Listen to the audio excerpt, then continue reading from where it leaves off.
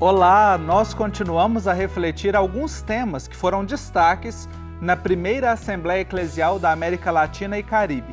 No programa anterior, um dos assuntos da nossa conversa foi o desafio número 5, incrementar a formação na sinodalidade para erradicar o clericalismo. E ainda dentro dessa temática, hoje nós vamos discutir, na perspectiva de uma igreja sinodal, sobre a atualização da formação presbiteral, a partir do que nos propõe o desafio número 8, reformar os itinerários formativos dos seminários, incluindo temáticas como ecologia integral, povos originários, inculturação e interculturalidade e pensamento social da igreja. E para esta conversa eu tenho a alegria de receber os nossos dois convidados, o padre Jaldemir Vitório, ele que é professor e diretor do Departamento de Teologia da Faculdade Jesuíta de Belo Horizonte. Padre Vitório, uma alegria tê-lo aqui no Igreja Sinodal, muito bem-vindo. Obrigado, Marcos. E também conectado conosco o escritor e professor da PUC São Paulo, João Décio Passos. João Décio, bem-vindo também aqui à nossa conversa. Muito obrigado. Bom, vamos então aprofundar um pouquinho, né? A gente sabe que é um tema que não se esgota em um único programa, em uma única conversa, mas eu gostaria de ouvi-los os dois aqui para começar a nossa reflexão, né? Qual o maior ou quais os maiores desafios para a formação presbiteral hoje? João Décio, gostaria de começar ouvindo você.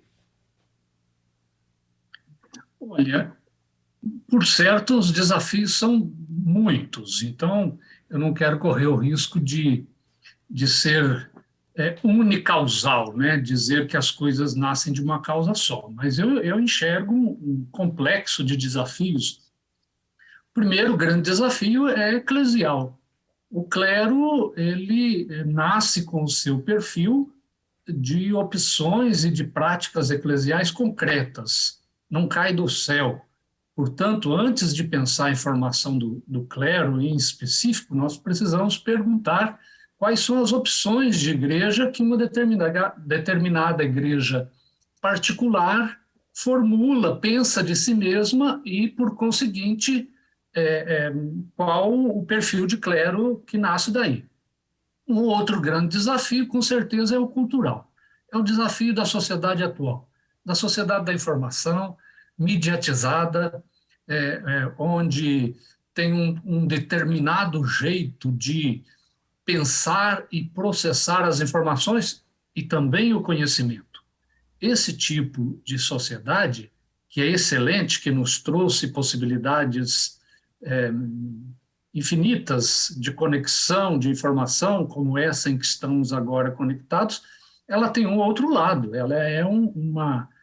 ela cria certas facilidades que interferem no processo acadêmico de um modo geral, de todas as profissões e, obviamente, na formação do clero, onde a fragmentação, o acesso fácil às informações e, no caso do clero, eu acho que com um agravante, a presença de figuras midiáticas que oferecem perfis de respostas muito simples e, portanto, modelos formativos, isso tudo interfere, portanto, no processo de formação e, com certeza, exige discernimentos e opções acadêmicas muito definidas e muito claras. Padre Vitório, além desses dois aspectos preponderantes aqui que o João Décio trouxe, né, ele falou da formação acadêmica, e o senhor está bastante ligado aí também nessa formação, no curso de teologia, ajudando nesse processo.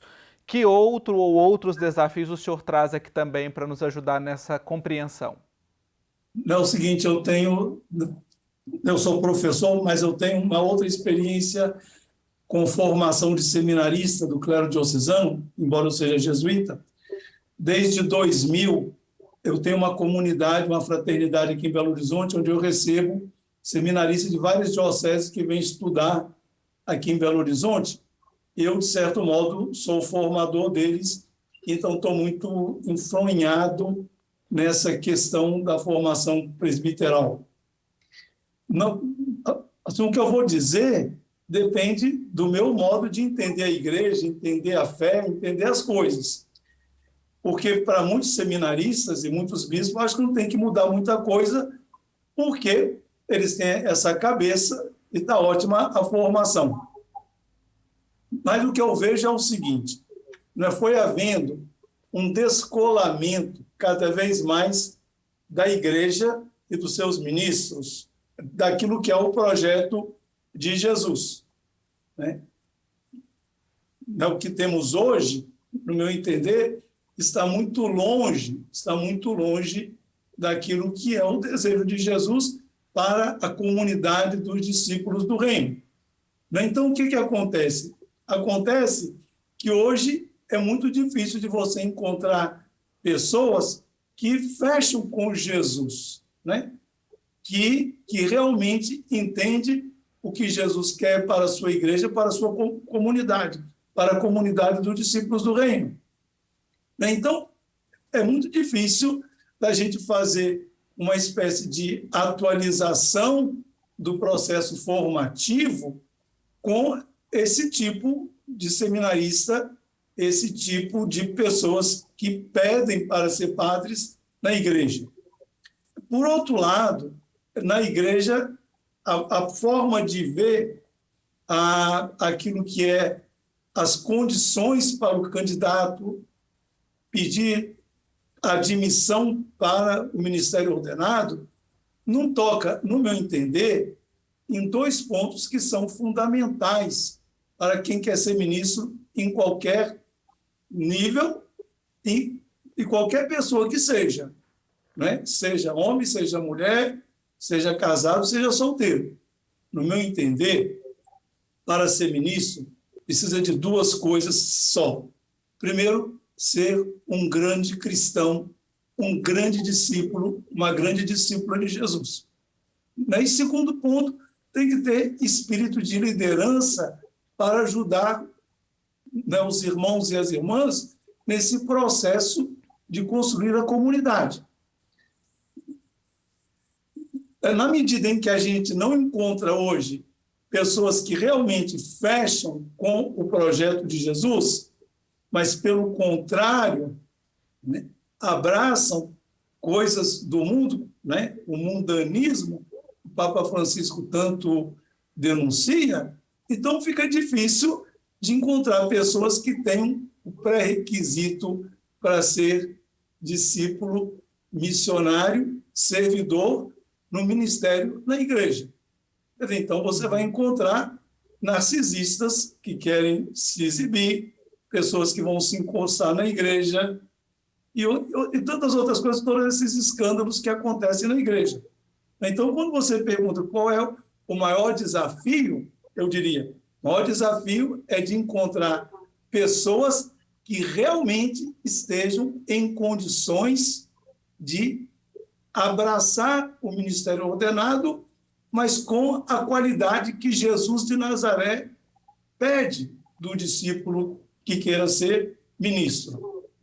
Então, todos esses pontos aí que propõe de introduzir na formação, no meu entender, isso é inútil, no sentido de que você pode oferecer a formação mais primorosa possível, mas se o indivíduo não tem realmente o substrato evangélico, tudo isso vai ser inútil. Então, a gente vai acrescentar todos esses elementos na formação, mas não vai ter efeito nenhum em termos de mudança da qualidade dos ministros.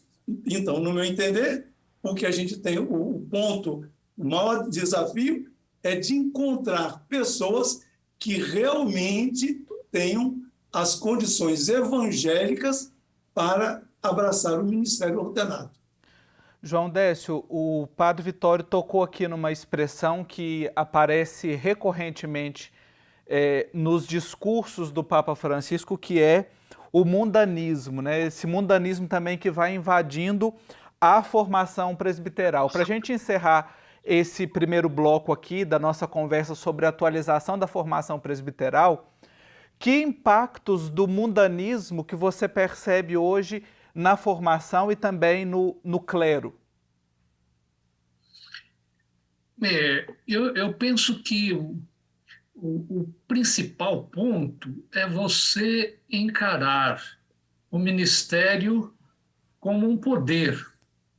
Isso, às vezes, pode ser expressão, como disse o Padre Vitório, de um narcisismo, de uma busca compensatória, de afirmação da própria pessoa, das suas inseguranças, da autoimagem que ela tenha. Então, busca-se no clero, muitas vezes, um meio de realização de uma autoimagem que precisa ser trabalhada.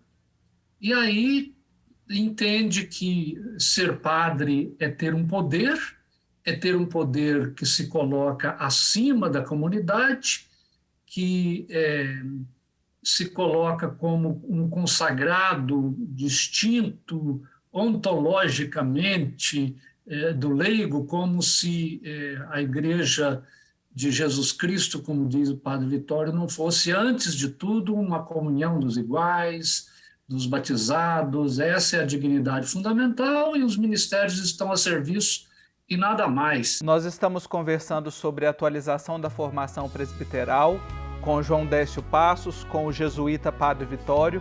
Um rápido intervalo e já a gente continua essa conversa.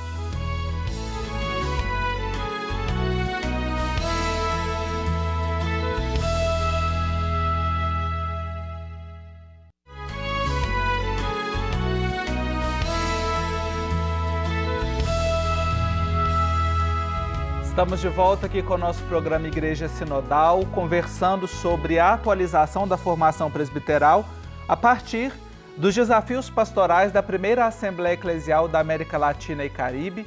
Eu recebo hoje o Padre Jaldemir Vitório, ele que é jesuíta, da Faculdade Jesuíta de Belo Horizonte, o escritor e professor João Décio Passos. E eu quero retomar aqui com você, João Décio, a nossa conversa. Recentemente nós tivemos a publicação do livro intitulado Novo Rosto do Clero, do qual você faz parte, né, dessa produção que tem grandes nomes da reflexão teológico-pastoral aqui no nosso Brasil. E ali você diz o seguinte, que nós assistimos a um avanço progressivo de um individualismo religioso tradicionalista ou de um tradicionalismo individualizado. Como é que a formação presbiteral pode conter esse avanço? O que é preciso mudar? Pois essa é um conceito estranho, né? De um individualismo tradicionalizado. Eu acho que o primeiro aspecto é o do individualismo. Me parece que hoje na igreja cresce essa tendência no sentido de que a experiência religiosa individual é a mais fundamental, a mais autêntica e a autossuficiente. Se esquece, portanto, que todo cristão ele é cristão na medida em que ele vive em comunidade. Ser cristão é ser relacionado. As comunidades do cristianismo primitivo, as comunidades que seguiam Jesus de perto, elas entendiam que, de fato, cada um é membro de uma comunidade, de um corpo, e aí se entende e aí serve. A tendência individualista, que acaba reproduzindo dentro da igreja o individualismo consumista, que é este que obtém o maior lucro com o menor esforço, o maior prazer com o menor esforço, ele vai minando, portanto, dentro da igreja, a dimensão comunitária. Pois eu acho que aí, precisamente, o candidato que vem do seminário para ser padre, ele precisa ter uma vivência comunitária. O que significa concretamente? Uma vivência que vá além do grupo a que ele pertence, do movimento a que ele pertence. Então, essa experiência fundamental de inserção numa comunidade, de vivência da comunhão eclesial, numa igreja particular, numa paróquia, numa comunidade de base, onde ele reparte a sua vida, os seus ideais, com os outros irmãos, isso é muito fundamental. Alguém que vem para o seminário, que não tem essa experiência de comunhão e de participação eclesial lá na base, dificilmente na casa de formação e depois como padre já ordenado, ele vai acabar perseguindo um caminho individualista e desconectado daquilo que é o projeto de Jesus e daquilo que é a igreja comunhão, daquilo que é a igreja base. Então, eu acho que tem, de fato, este primeiro grande desafio. O outro grande desafio, certamente, se refere ao aspecto humano, ao aspecto formativo. O período de formação no seminário, ele deve ter um caráter muito humano, eu acho que de acolhida do candidato, mas uma dimensão muito realista, de trabalhar, de propiciar ao candidato que ali ele cresça como ser humano, ele cresça na sua personalidade, seja um momento de discernimento pessoal, de discernimento do formador com o formando, onde não haja nada que é proibido de se discutir e discernir, a questão do poder, a questão das imagens ou da autoimagem que o candidato tem, a questão da sexualidade, dos narcisismos, dos modelos de igreja que o candidato carrega consigo. Enfim, então é este período em que a imagem do futuro presbítero tem que ser colocada em questão, analisada, refletida e discernida por cada casa de formação, junto com o formador e, obviamente, com o bispo, que é o primeiro responsável pelas igrejas locais e pelo clero. Sim. Padre Vitório, eu gostaria de trazer aqui uma das orientações pastorais do desafio, 8, que nós estamos refletindo hoje sobre a atualização da formação presbiteral, e ele nos propõe para a igreja o seguinte: atualizar os programas acadêmicos dos seminários e casas de formação da vida consagrada que favoreçam uma formação integral, experiencial, espiritual e teológica enculturada. Que atualizações são necessárias, Padre Vitório, para favorecer essa formação? É no modelo de formação ou é no conteúdo que se oferece? Eu tenho a impressão, de que não é uma coisa nem outra. Quer dizer, eu volto à minha primeira resposta. O ponto de partida, Marcos, é o material humano que nós temos. Uhum. Então, você pode oferecer o curso mais bem pensado, mais bem estruturado, mais de acordo com aquilo que é assim, um desejo de uma igreja dos nossos tempos, mas se a pessoa que vem, se o seminarista que vem, ele não tem um coração aberto, não vai ter efeito nenhum. Então, eu começo pensando na pessoa. Então, retomando um pouco aquilo que falou o João Décio, no tema do individualismo, se o indivíduo não vem com uma forte dose de misericórdia no coração, com um grande desejo, com uma grande consciência de servir os mais pobres, nesse sentido que fala o Papa Francisco, então, toda essa adaptação, atualização, acadêmica e experiencial, teológica, não vai ter efeito nenhum. Então, para mim, eu parto sempre da pessoa.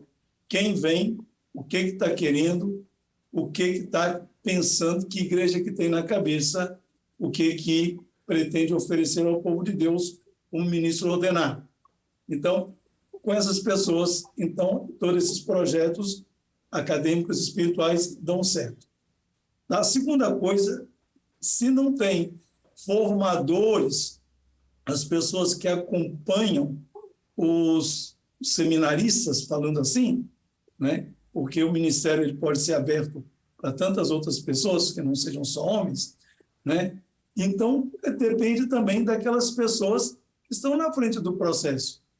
né? Porque muitas vezes a pessoa pode até vir com um grande desejo, mas se sente bloqueado com os próprios formadores.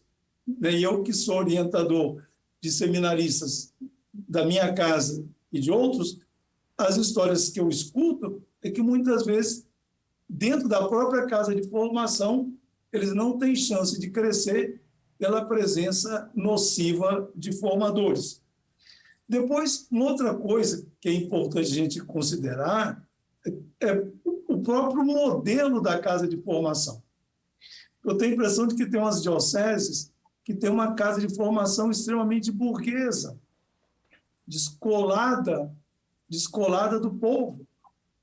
Então, não adianta,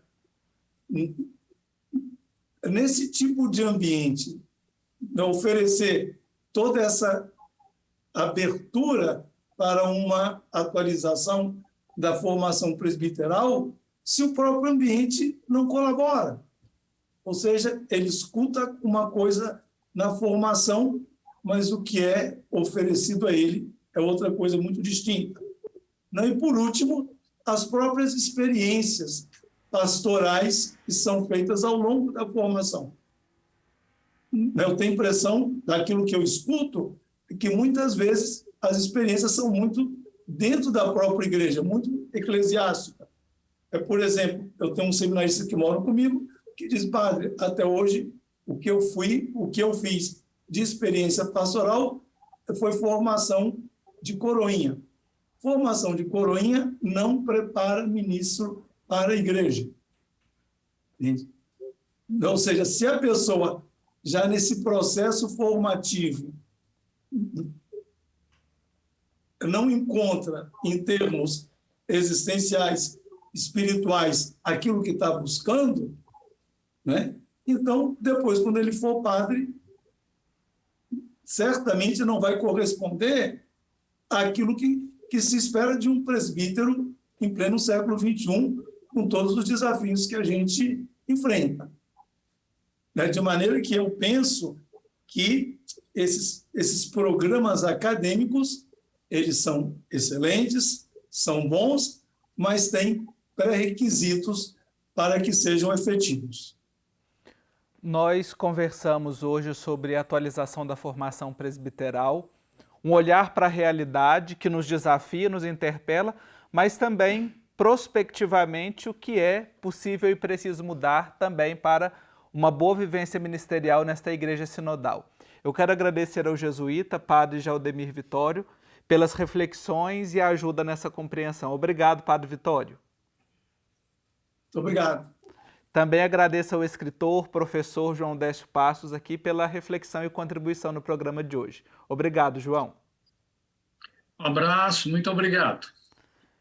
E para encerrar o nosso programa de hoje, uma resposta do Papa Francisco durante um encontro com seminaristas e padres no ano de 2018.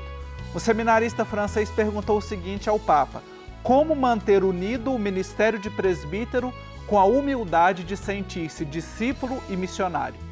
E Francisco respondeu: o sacerdote deve ser sempre um homem em caminho, um homem que escuta e nunca está sozinho. Deve ter a humildade de ser acompanhado. Obrigado pela sua companhia na conversa de hoje e no próximo programa eu espero você para a gente conversar sobre ecologia integral. Até lá!